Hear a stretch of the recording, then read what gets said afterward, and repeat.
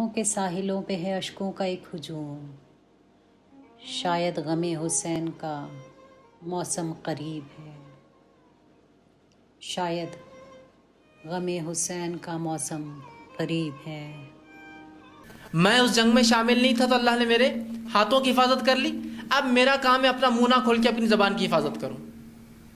میں نہیں تھا نا اس جنگ میں تو اللہ نے بچا لیا، حق تھا، باطل تھا، صحیح تھا، غلط تھا، الحمدللہ میں بچ گیا، میرا ہاتھ اس میں شامل نہیں، کسی صحابی کے خون میں رنگے نہیں ہیں، کسی اس میں نہیں، الحمدللہ۔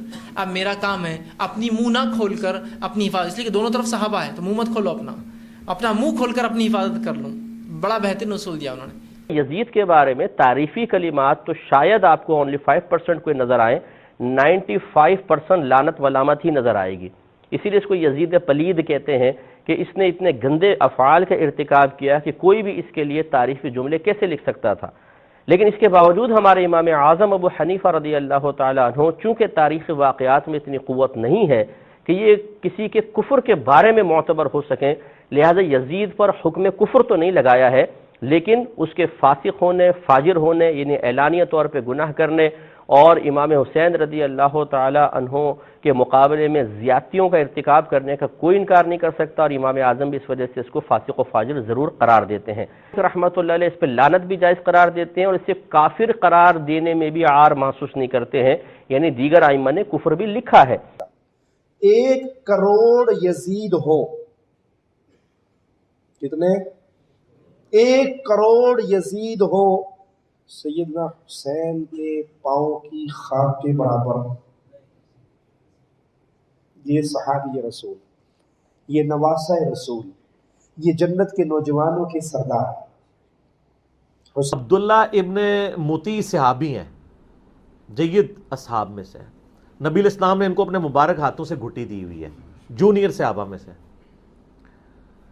یہ یزید کو ملنے جاتے ہیں شام، وہاں دیکھتے ہیں کہ یہ شراب بھی پیتا ہے، نمازیں بھی ضائع کرتا ہے، سب کچھ کرتا ہے۔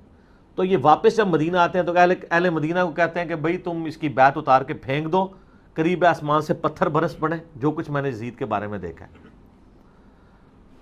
یہ بات جب محمد بن حنفیہ تک پہنچتی ہے نا تو محمد بن حنفیہ کہتے ہیں میں بھی شام سے ہو کے آیا ہوں، میں نے تو اس کو جو ہے وہ نمازوں کا پابند اور سنت کی تلاش کرنے والا، جن کے باوجداد سنت کو توڑتے ہیں اور سنت کی دھجیاں بگیرتے ہیں، وہ ان کا بچہ جو ہے سنت کو تلاش کرنے والا، اچھا تو پایا ہے۔ تو وہ پھر وہ عبداللہ ابن مطیع صحابی کے ساتھی کہتے ہیں کہ حضرت وہ سب کچھ اس نے ٹوپی ڈرامہ کیا آپ کو دکھانے کے لیے۔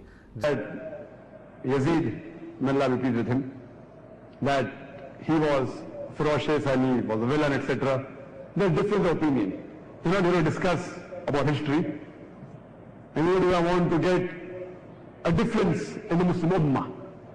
What we say, there's a difference of opinion between the Sahabas. That's history.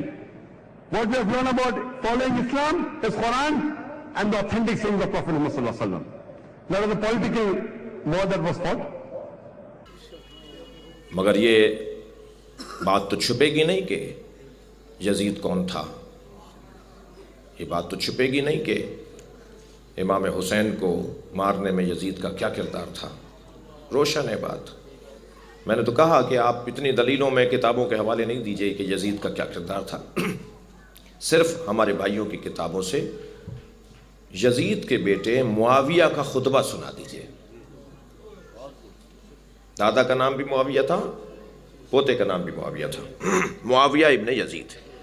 جب بیٹھا نا اپنے باپ یزید کی کرسی پر تو اس نے پہلا خطبہ یہ دیا کہ میں اس کرسی پر نہیں بیٹھوں گا، اس کرسی میں آل رسول کے خون کو ملایا گیا ہے۔ پورا خطبہ ہے، وہ کہہ رہا ہے میرے باپ نے مارا ہے، یا آج 1400 سال کے بعد آنے والی اولادیں کہہ رہی ہیں کہ یزید نے نہیں مارا۔ حکم دیا تھا نہ یزید کے ایما پہ قتل ہوا تھا، یزید کو پتہ بھی نہیں تھا کیا ہوا تھا۔ یزید کو اس وقت پتہ چلا جب کہ خاندان کے بچے کچھ افراد سفر کرتے ہوئے جب شام پہنچے تو تب معلوم ہوا تھا حضرت حسین قتل ہو گئے۔ اور روایتوں میں آتا ہے کہ اس نے رویا تھا، پشیمانی کی تھی، کہا تھا کہ بدبخت عبید اللہ ابن زیاد نے میرے حکم کے بغیر یہ کام کر دیا، اگر مجھ سے پوچھا ہوتا تو میں کبھی قتل کرنے کا حکم نہ دیتا، میں مٹ کے بیٹھ کے بات کر لیتے اگر کچھ مسئلہ ہوتا۔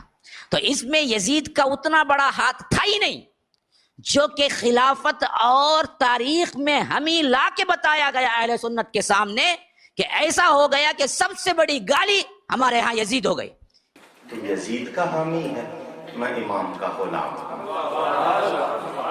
موچی دروازے پر 2 کڑھائیاں تیل بھر کے رکھی جائیں، نیچے 3 دن آگ جلائی جائے، تیل اچھی طرح کھول جائے، ایک میں تو چھلانگ لگا، ایک میں لگاتا ہوں.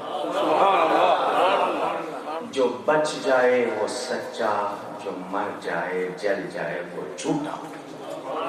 میرا موقف امام کی صداقت، تیرا موقف یزید کی حمایت ہے. آ میدان ان کو بیدار تو ہو لینے تو.